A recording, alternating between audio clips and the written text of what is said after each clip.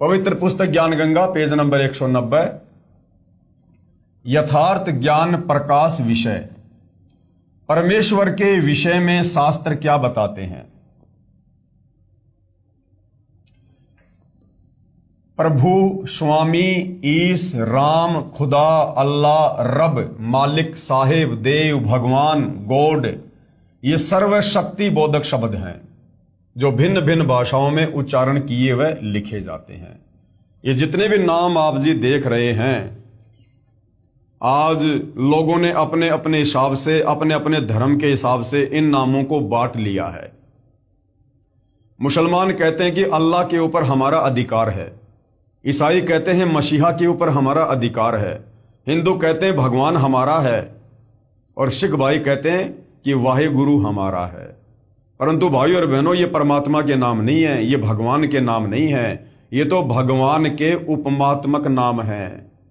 जैसे हमारे देश के प्रधानमंत्री जी का जो पद है उसका नाम है प्रधानमंत्री, लेकिन उनके शरीर का नाम कुछ और है। जैसे वर्तमान में सन 2026 में श्री नरेंद्र मोदी हमारे भारत देश के प्रधानमंत्री हैं, तो उनके शरीर का जो वास्तविक नाम है वो है नरेंद्र मोदी, लेकिन उनकी जो उपमात्मक पदवी का नाम है वो है प्रधानमंत्री। इसी प्रकार ये जितने भी नाम आप जी देख रहे हैं, प्रभु, स्वामी, ईश, राम, खुदा, अल्लाह, रब, मालिक, साहेब, देव, भगवान, गॉड, ये उस परम अक्षर ब्रह्म पूर्ण परमात्मा सारी सृष्टि के रचयिता के वास्तविक नाम नहीं है, ये उनकी उपमात्मक पदवियों के नाम है। उस परमेश्वर का वास्तविक नाम आप जी ने सृष्टि रचना में देखा, सुना, पढ़ा, साथ में आपने वेदों से देखा कि उस परमेश्वर का वास्तविक नाम है कबीर देव, जिसे साधारण भाषा में हम कबीर परमात्मा कहते हैं। वेदों में जिसे कबीर देव और कबीर अग्नि नाम से संबोधित किया गया है। तो परमेश्वर का असल में क्या नाम है? कबीर देव। प्रभु यानी परमात्मा की महिमा से प्रत्येक प्राणी प्रभावित है कि कोई शक्ति है जो परम सुखदायक व कष्ट निवारक है। वह कौन है, कैसा है, कहां है, कैसे मिलता है, ये प्रश्नवाचक चिन्ह अभी तक पूर्ण रूप से नहीं हट पाया। ये शंका इस पुस्तक से पूर्ण रूप से समाप्त हो जाएगी। हालांकि ज्यादातर तो ये शंका समाप्त हो चुकी है यदि आपने इस पुस्तक में लिखी सृष्टि रचना को पढ़ लिया और समझ लिया है तो, अन्यथा आगे जब आप वीडियो देखेंगे तो ये शंका पूरी तरह से समाप्त हो जाएगी। जो शंका सदियों से, सतयुग से परमात्मा चाहने वाली आत्माओं को अंदर से कचोट रही थी कि भाई हम जिस परमात्मा की भक्ति करना चाहते हैं, हम जिस परमात्मा को प्राप्त करना चाहते हैं, जिस परमेश्वर के गुण हमें धर्म ग्रंथों में लिखे हुए मिलते हैं कि वो बांझ को बेटा देता है, कोढ़ी को काया देता है, वो रोगी को निरोगी कर देता है, निर्धन को धन देता है, सर्व सुख देता है, वो परमात्मा है कौन ताकि हम उसकी भक्ति शुरू करें। वो कैसा है, दिखाई कैसा देता है, वो रहता कहाँ है, क्या वो धरती पर आता है, वो आकार में है या वो निराकार है। आज तक हमारे धर्मगुरु तत्व ज्ञान के अभाव से हमारे इन प्रश्नों का कोई प्रमाणित सटीक जवाब नहीं दे पाए थे, जिस भेद से आज परम संत सतगुरु रामपाल जी ने पूर्णतया पर्दा हटा दिया है। वह कौन है, कैसा है, कहां है, कैसे मिलता है, ये प्रश्नवाचक चिन्ह अभी तक पूर्ण रूप से नहीं हट पाया। ये शंका इस पुस्तक के पूर्ण रूप से समाप्त हो जाएगी। जो शक्ति अंधे को आंखें प्रदान करे, गूंगे को आवाज, बहरे को कानों से श्रवण करवा दे, बांझ को पुत्र दे दे, निर्धन को धनवान बना दे, रोगी को स्वस्थ करे, जिसके यदि दर्शन हो जाएं तो अति आनंद हो, जो सर्व ब्रह्मांडों का रचनहार, पूर्ण शांतिदायक जगत गुरु तथा सर्वज्ञ है। अब जगत गुरु की भूमिका कौन निभाता है? स्वयं कबीर भगवान। तो वर्तमान में जगत गुरु की भूमिका कौन निभा रहे हैं? सतगुरु रामपाल जी, जिसकी आज्ञा बिना पत्ता भी नहीं हिल सकता, अर्थात सर्वशक्तिमान, जिसके सामने कुछ भी असंभव नहीं है। ऐसे गुण जिसमें हैं वह वास्तव में प्रभु यानी स्वामी, ईश, राम, भगवान, खुदा, अल्लाह, रहीम, मालिक, रब, गॉड कहलाता है। यानी ये तमाम उपरोक्त गुण जिस परम शक्ति में है वही वास्तव में परमात्मा है, वही सारी सृष्टि का मालिक है, वही सभी आत्माओं का जनक है।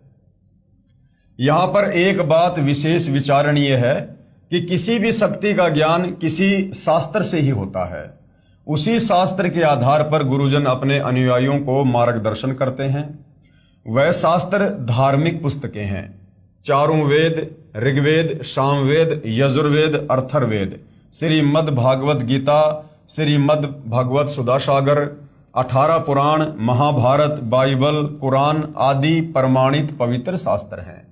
चारों वेद स्वयं पूर्ण परमात्मा के आदेश से ज्योति निरंजन अर्थात काल ने समुद्र के अंदर अपने श्वासों के द्वारा गुप्त छिपा दिया तथा प्रथम बार सागर मंथन के समय ये चारों वेद श्री ब्रह्मा जी को प्राप्त हुए। ये जो वेद हैं, जो वेद ज्ञान है, ये वेद ज्ञान कबीर परमेश्वर जी ने इस ज्योति निरंजन, इस काल के अंतःकरण में डाल दिए थे। और आपने सृष्टि रचना को पढ़ा कि इस काल को जब सतलोक से 16 संकोश की दूरी पर कबीर परमेश्वर जी के द्वारा निष्कासित कर दिया गया था, उसके बाद इस काल ने अपने 21 ब्रह्मांड में सर्वप्रथम जब समुद्र मंथन दुर्गा जी के माध्यम से करवाया, अपने तीनों पुत्रों ब्रह्मा विष्णु महेश को सागर के किनारे भेजकर, उस समय इस ज्योति निरंजन ने वेद प्रकट किए। और उन वेदों में से ज्यादातर ज्ञान जो सतलोक के विषय में था, इस काल की गलतियों के विषय में था, इसके पाखंड के विषय में था, वो ज्ञान ज्यादातर इसने समाप्त कर दिया था। और बाकी का जो ज्ञान था वो इस काल ने समुद्र मंथन के द्वारा अपने बड़े पुत्र ब्रह्मा जी को दिया। ब्रह्मा जी ने वेदों को पढ़ा और जैसा भी उसे ज्ञान हुआ वो ज्ञान उन्होंने आगे अपने वंशजों को दिया, ब्राह्मणों को दिया, धर्म गुरुओं को दिया। और वो ज्ञान सदियों से धर्म गुरुओं के द्वारा समाज में फैलाया गया है। तो भाई और बहनों, इन 4 वेदों में भक्ति और भगवान को लेकर कंप्लीट ज्ञान नहीं है। वो कंप्लीट ज्ञान जो इस काल के द्वारा नष्ट कर दिया गया, उसी कंप्लीट ज्ञान को देने के लिए कबीर परमात्मा सतलोक से चलकर तत्वदर्शी संत की, जगत गुरु की भूमिका करते हुए इस पृथ्वी पर प्रकट होते हैं। जो ब्रह्मा जी क्षर पुरुष के ज्येष्ठ पुत्र हैं, क्षर पुरुष यानी ये काल, ये ब्रह्मा इस ब्रह्म का बड़ा लड़का है। तो ब्रह्मा ने वेद पढ़े तथा जैसा समझा उसी आधार पर संसार में ज्ञान का प्रचार अपने वंशजों ऋषियों के द्वारा करवाया। पूर्ण परमात्मा ने 5वां सौषम यानी सूक्ष्म वेद भी ब्रह्म यानी काल को दिया था, जो इस ज्योति निरंजन ने अपने पास गुप्त रखा तथा उसे समाप्त कर दिया। क्योंकि उस 5वें वेद में, सूक्ष्म वेद में, जिसको सौषम वेद भी कहते हैं, उसमें कंप्लीट जानकारी थी सतलोक वापस जाने की, पूरी सृष्टि रचना की, कंप्लीट मूल ज्ञान था। लेकिन इस काल ने डर कर उस ज्ञान को समाप्त कर दिया, क्योंकि इसको 1 लाख मानव शरीरधारी आत्माओं के शरीर से निकली वासना को खाने का श्राप लगा हुआ है। तो काल ने यह सोचकर यदि सभी लोग इस तत्व ज्ञान से परिचित हो गए तो मेरे लोक में फिर यहां कोई नहीं रहेगा और सब के सब वापस सतलोक को चले जाएंगे। तो इस भय से, इस डर से इस काल ने परमात्मा के द्वारा दिए गए उस मूल ज्ञान को, सूक्ष्म ज्ञान को छुपा दिया, नष्ट कर दिया। और बाकी का जो साधारण ज्ञान था, जिसमें केवल इस काल तक की ही ज्यादातर जानकारी है, इस काल की भक्ति तक की ही जानकारी है और बहुत कम आंशिक जानकारी उस कबीर परमेश्वर की है, उस ज्ञान को इसने अपने पुत्र ब्रह्मा को दे दिया। कुछ समय उपरांत अर्थात 1 कल्प यानी 1000 चतुर्युग के बाद, 1 कल्प कहो चाहे 1000 चतुर्युग कहो, ये इस काल के बड़े बेटे ब्रह्मा जी का एक दिन है। यानी ब्रह्मा जी का जो जीवन है वो इतना लंबा है कि 1000 चतुर्युग केवल इसका एक दिन है। वैसे तो 1008 चतुर्युग का ब्रह्मा जी का एक दिन होता है और 1008 चतुर्युग ही ब्रह्मा जी की रात्रि होती है। लेकिन गुरुदेव भगवान इसको आसानी से समझाने के लिए 1000 चतुर्युग कह देते हैं। कुछ समय उपरांत अर्थात 1 कल्प अर्थात 1000 चतुर्युग के बाद 3 लोक, पृथ्वीलोक, स्वर्गलोक, पाताल लोक के सर्व प्राणी प्रलय अर्थात विनाश हो जाते हैं। यानी जब ब्रह्मा जी का दिन होता है तो ये 3 लोक की सृष्टि चलती है और जैसे ही ब्रह्मा जी का दिन समाप्त होता है, रात्रि शुरू होती है, उस समय यहां पर प्रलय हो जाता है, विनाश हो जाता है 3 लोकों में। फिर ज्योति निरंजन यानी काल के निर्देश से ब्रह्मा अपनी रात्रि समाप्त होने पर, ब्रह्मा की रात्रि 1000 चतुर्युग की होती है तथा इतना ही दिन। जब दिन प्रारंभ होता है तो रजोगुण से प्रभावित करके प्राणियों की उत्पत्ति तीनों लोकों में शुरू करता है। यानी ब्रह्मा जी की रात्रि में तीनों लोकों में प्रलय हो जाती है और ब्रह्मा जी की रात्रि समाप्त होते ही काल की आज्ञा से ब्रह्मा फिर से अपने रजोगुण के प्रभाव से संतान उत्पत्ति करवाकर सृष्टि की रचना करता है। तब सतयुग की शुरुआत में वही चारों वेद काल ब्रह्म स्वयं ब्रह्मा को फिर प्रदान करता है तथा फिर प्राकृतिक उथल पुथल के कारण चारों पवित्र वेदों का ज्ञान समाप्त हो जाता है। यानी कलयुग के एंड में फिर चारों जो है इन पवित्र शास्त्रों का ज्ञान जो है समाप्त हो जाता है। उसके पश्चात फिर समय अनुसार अन्य ऋषियों में प्रवेश करके दोबारा लिखवाता है। फिर भी समय अनुसार प्राकृतिक उथल पुथल के बाद स्वार्थी लोगों के द्वारा वेदों में बदलाव करके वास्तविक ज्ञान संसार से लुप्त कर दिया जाता है। वही काल अर्थात ब्रह्म, जिसको ज्योति निरंजन भी कहते हैं, महाभारत युद्ध के समय श्री कृष्ण जी में प्रवेश करके चारों वेदों का संक्षिप्त विवरण श्रीमद् भागवत गीता के रूप में दिया तथा कहा कि अर्जुन, यही ज्ञान मैंने पहले सूर्य से कहा था। अब बहुत सारे भाई बहन जो अध्यात्म से अपरिचित हैं वो कह देते हैं कि भाई सूर्य तो आग का गोला है, सूर्य को कैसे ज्ञान समझाया जा सकता है। भाई, जो ये आग का गोला सूर्य है ये अलग है और इस आग के गोले सूर्य जैसे ना जाने कितने गोले एक ब्रह्मांड में हैं।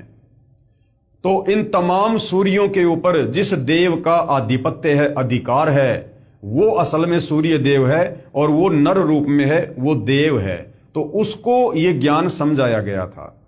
जिस प्रकार हमारे भारत देश की शासन व्यवस्था है और जिस प्रकार कोई परिवहन मंत्री है, तो परिवहन मंत्री का काम क्या होता है, जितनी भी गाड़ियां हैं, जितनी भी बसें हैं, ट्रक हैं, इन सब के ऊपर उसका अधिकार है। अब वो परिवहन मंत्री कोई बस नहीं है, वो परिवहन मंत्री कोई ट्रेन नहीं है, वो कोई ट्रोला नहीं है। वो परिवहन के साधन अलग हैं और उन साधनों के ऊपर जिसका कंट्रोल है वो परिवहन मंत्री अलग है। इसी प्रकार ये जो आग का गोला सूर्य है ये अलग है और ऐसे ऐसे आग के इन गोलों के ऊपर, सूर्यों के ऊपर एक ब्रह्मांड में जिसका अधिकार है, आधिपत्य है, वो देव नर रूप में अलग है। तो उस सूर्य को, सूर्य देव को यह ज्ञान समझाया गया था। मैंने पहले सूर्य से कहा था, उसने अपने पुत्र वैवस्वत अर्थात मनु से तथा वैवस्वत अर्थात मनु ने अपने पुत्र इक्ष्वाकु से कहा था, परंतु बीच में यह उत्तम ज्ञान प्राय समाप्त हो गया था। इस काल अर्थात ब्रह्म ज्योति निरंजन ने श्री वेद व्यास ऋषि के शरीर में प्रवेश करके चारों वेद, महाभारत, 18 पुराण, श्रीमद् भगवद गीता, श्री सुधा सागर को पुनः लिपिबद्ध अर्थात संस्कृत भाषा में करवाया, जो आज सभी को उपलब्ध है। ये सर्व शास्त्र श्रेष्ठ हैं। अब इन शास्त्रों को कलयुगी ऋषियों ने भाषा भाष्य अर्थात हिंदी अनुवाद करके अपने विचार मिलाने की कोशिश की है, जो स्पष्ट गलत दिखाई देते हैं। यानी वर्तमान में इन तमाम शास्त्रों का जिन जिन अनुवादकों ने अनुवाद किया है, तो तत्व ज्ञान के अभाव में इन्होंने अनुवाद करते समय बहुत ज्यादा मिलावट कर दी है, जो स्पष्ट गलत दिखाई देते हैं और व्याख्या से मेल नहीं खाते हैं। यानी मूल संस्कृत से, मूल श्लोकों से मतलब मेल नहीं खाते हैं। ये सभी शास्त्र महर्षि व्यास जी द्वारा लगभग 5300 यानी 5300 वर्ष पहले दोबारा लिखे गए थे। उस समय हिंदू धर्म, ईसाई धर्म, मुसलमान धर्म व सिख धर्म आदि कुछ भी नहीं थे। एक वेदों के मानने वाले आर्य ही हुआ करते थे। कर्म आधार पर जाति होती थी तथा केवल 4 वर्ण क्षत्रिय, वैश्य, ब्राह्मण तथा शूद्र ही थे। इसलिए ये जो चारों वेद हैं और जो पवित्र गीता जी का ज्ञान है, ये किसी धर्म या जाति विशेष के लोगों के लिए नहीं है, ये पूरे विश्व के मानव समाज के लिए है। क्योंकि जिस समय ये गीता जी का ज्ञान बोला गया था या जिस समय ये वेद लिखे गए थे, उस समय हमारे देश में ना कोई हिंदू था, ना कोई मुसलमान था, ना कोई सिख था, ना कोई जैनी था, ना कोई बौद्ध था। यानी आज से 5000 साल पहले द्वापर युग तक कोई धर्म नहीं था। हम सभी आर्य थे, हम सभी सनातनी थे, वेदों के अनुसार साधना किया करते थे। उसके बाद आगे चलकर इस कलयुग में इस काल बलि ने, क्योंकि इसको पहले से पता था कि कलयुग में परमात्मा सतलोक से चलकर आएंगे, अपने तत्व ज्ञान का प्रचार करेंगे और मेरे 21 ब्रह्मांड से आत्माओं को भक्ति देकर और सतलोक लेकर जाएंगे। तब इस काल ने इतना ज्यादा बखेड़ा शुरू कर रखा है।